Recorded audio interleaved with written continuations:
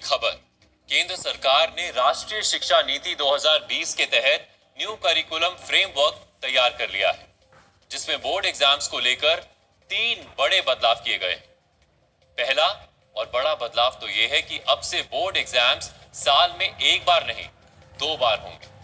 दूसरा बदलाव यह है कि अब 11वीं और 12वीं कक्षा में स्ट्रीम के आधार पर विषय चुनने की बाध्यता खत्म होगी। और तीसरा बदलाव यह है कि 11वीं और 12वीं कक्षा के स्टूडेंट्स को अब 2 भाषाएं पढ़नी होंगी। ये बदलाव अगले एकेडमिक सेशन यानी वर्ष 2024-25 से लागू होंगे। अब अगर आप ये सोच रहे हैं कि इन तीनों बदलावों से क्या होगा और इन बदलावों से छात्रों को क्या फायदा होने वाला है, तो अब एक एक करके हम आपको ये भी समझाते हैं और इन बदलावों का मतलब भी बताते हैं। पहला और सबसे बड़ा बदलाव तो यही है कि अब साल में सिर्फ एक बार नहीं बल्कि 2 बार बोर्ड एग्जाम्स होंगे। लेकिन अगर आप सोच रहे हैं कि ये सेमेस्टर सिस्टम की तरह होगा, यानी साल में 2 बार एग्जाम्स होंगे और दोनों एग्जाम्स के लिए नंबर्स जोड़कर फाइनल रिजल्ट तैयार होगा, तो ऐसा नहीं है। अब आप सोचेंगे कि ऐसा नहीं है तो फिर कैसा है, ये हम आपको समझाते हैं। पॉइंट नंबर 1, अभी होता यह है कि साल में एक बार बोर्ड एग्जाम होता है और अगर कोई स्टूडेंट एग्जाम में फेल हो जाए तो उसे अगले पूरे साल उसी कक्षा में दोबारा पढ़ना पड़ता है। नए बदलाव के बाद अब स्टूडेंट्स के पास ये ऑप्शन रहेगा कि वो 2 बार एग्जाम्स दे। अगर एक बार फेल हो भी जाए तो उसी साल दूसरा एग्जाम दे सके। यानी नए बदलाव के बाद अब फेल होने वाले स्टूडेंट्स का पूरा साल बर्बाद नहीं होगा, क्योंकि पहले एग्जाम में फेल होने पर भी उनके पास उसी साल दूसरा एग्जाम देकर पास होने का विकल्प होगा।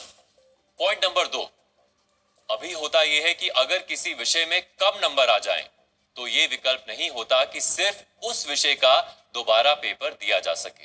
लेकिन नए बदलाव के बाद अगर किसी स्टूडेंट के पहले एग्जाम में किसी विषय में कम नंबर आए तो वो दूसरे एग्जाम में सिर्फ उसी विषय का पेपर दे सकता है।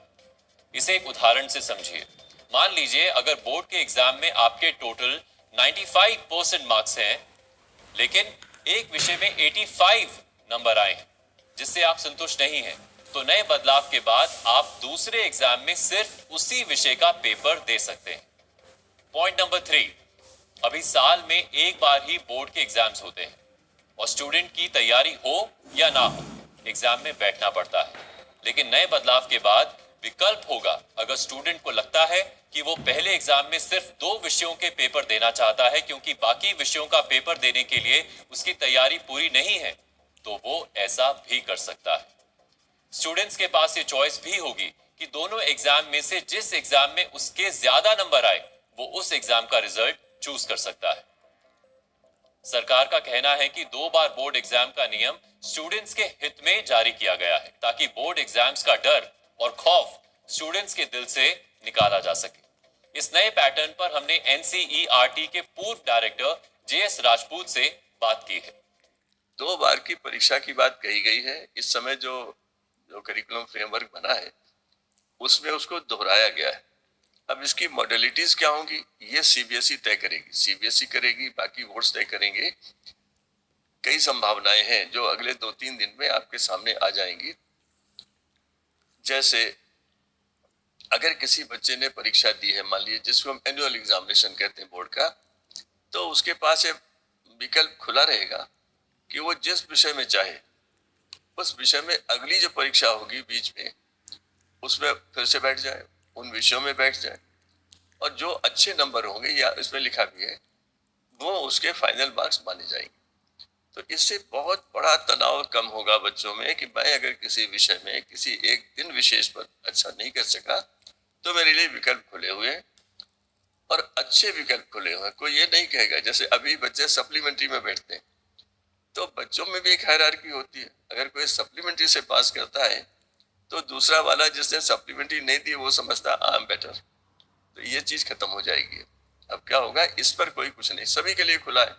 मान लीजिए आपके 90 नंबर है और आपको लगता है आपके 95 आने चाहिए, तो अभी आप बैठ सकते हैं। किसी के 55 है, उसे लगता है मेरे 70 आने चाहिए, वो भी बैठ सकता है। तो ये एक बहुत बड़ा वो है। देखिए पूरी जो नई शिक्षा नीति और इस समय एक्सरसाइज हुई है वो सारी की सारी कुछ चीजों पर है। परीक्षा पदे से बच्चों में तनाव लो, पहला। दूसरा जो प्रतिस्पर्धात्मक परीक्षाएं, जैसे बहुत सी परीक्षा है ना जिनके लिए लोग कोटा जाते हैं और जगहों जाते हैं, प्राइवेट कोचिंग में जाते हैं, वो एक तनाव का बहुत बड़ा जरिया है देश में बच्चों। उसके लिए भी समाधान निकालने की बात कही गई है और उस पर चर्चा की जानी चाहिए। तो ये हुई बोर्ड एग्जाम के पैटर्न में होने वाले बदलाव की बात। अब बाकी के दो बदलाव जो नई शिक्षा नीति के तहत होने वाले, वो भी आपको बताते हैं। एक और बड़ा बदलाव ये हुआ है कि अब 11वीं और 12वीं में स्ट्रीम सेलेक्ट करने की बाध्यता खत्म हो जाएगी। अभी 11वीं में स्टूडेंट्स को एक स्ट्रीम चुननी होती है, जैसे कि साइंस, कॉमर्स या आर्ट्स, और फिर उस स्ट्रीम में शामिल विषयों में से ही चुनाव करना होता है। लेकिन अब स्ट्रीम सिस्टम को ही खत्म कर दिया जाएगा और कोई भी विषय चुनने की आजादी स्टूडेंट्स को मिलेगी। उदाहरण के जरिए इसका मतलब आपको समझाते हैं।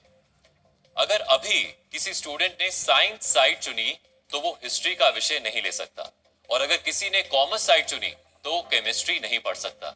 इसी तरह किसी ने आर्ट साइड चुनी तो वो स्टूडेंट अकाउंट्स या बायोलॉजी विषय नहीं ले सकता। लेकिन अब ये सारी बाध्यता खत्म हो जाएगी। स्टूडेंट्स चाहेंगे तो केमिस्ट्री के साथ हिस्ट्री भी पढ़ सकेंगे और अकाउंट्स के साथ साथ फिजिक्स का विषय भी ले सकेंगे।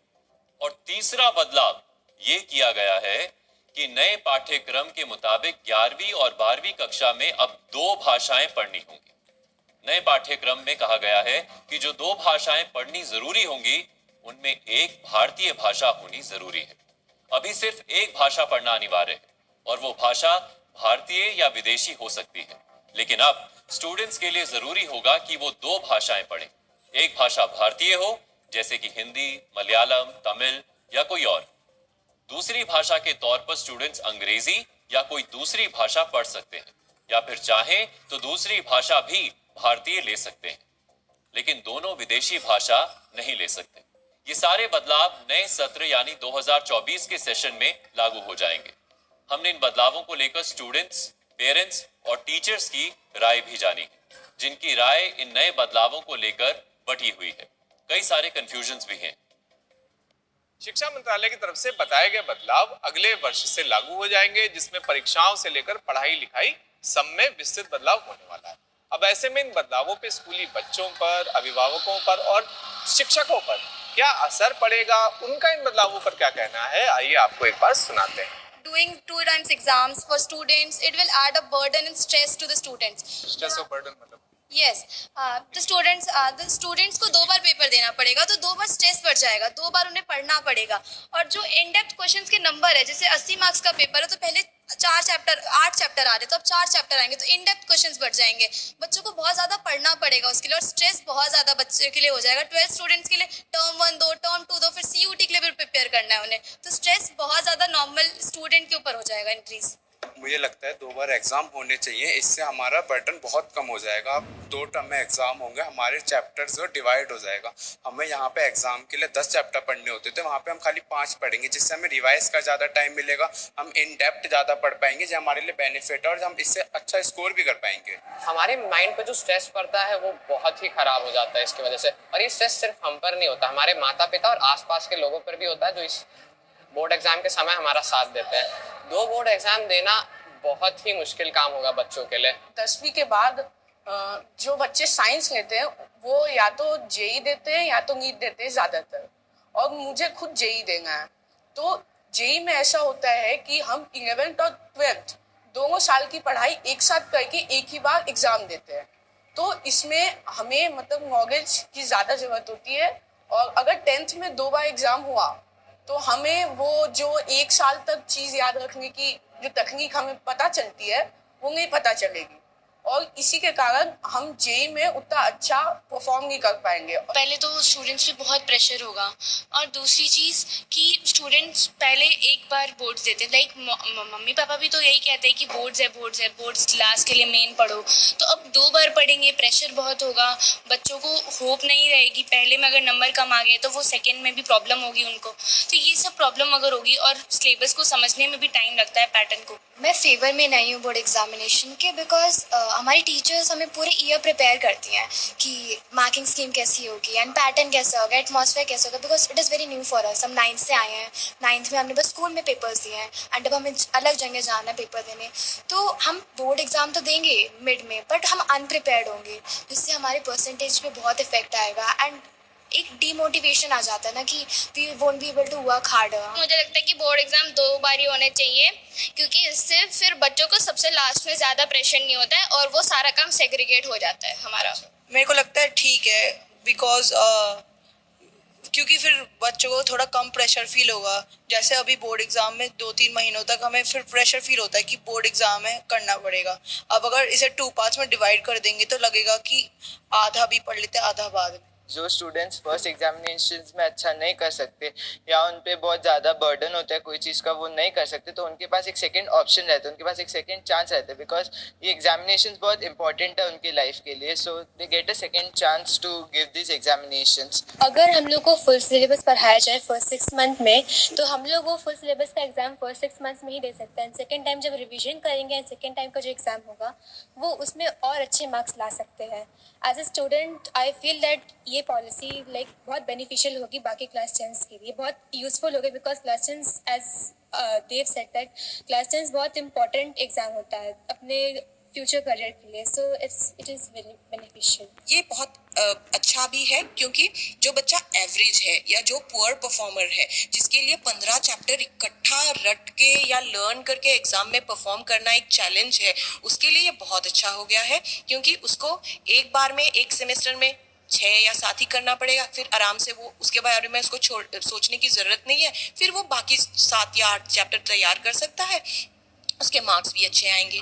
इंटेलिजेंट बच्चा हमेशा थोड़ा उसका एंजाइटी लेवल हाई रहता है, और हाई रहता है इसलिए वो हाई परफॉर्म भी करता है, लेकिन वो बच्चे को उस एंजाइटी लेवल से 2 बार गुजरना पड़ेगा एक साल में, क्योंकि बोर्ड एग्जाम बोलते ही वो उसको एक दूसरे नज़रिए से देखते हैं, वो बहुत सीरियस हो जाते हैं। बच्चों पे प्रेशर कम रहेगा फाइनल एग्ज़ाम के लिए, और बच्चों को एटलीस्ट उनको पता चल जाएगा कि किस सब्जेक्ट में उनको इम्प्रूव करना है और किस सब्जेक्ट में मार्क्स आ रहे हैं।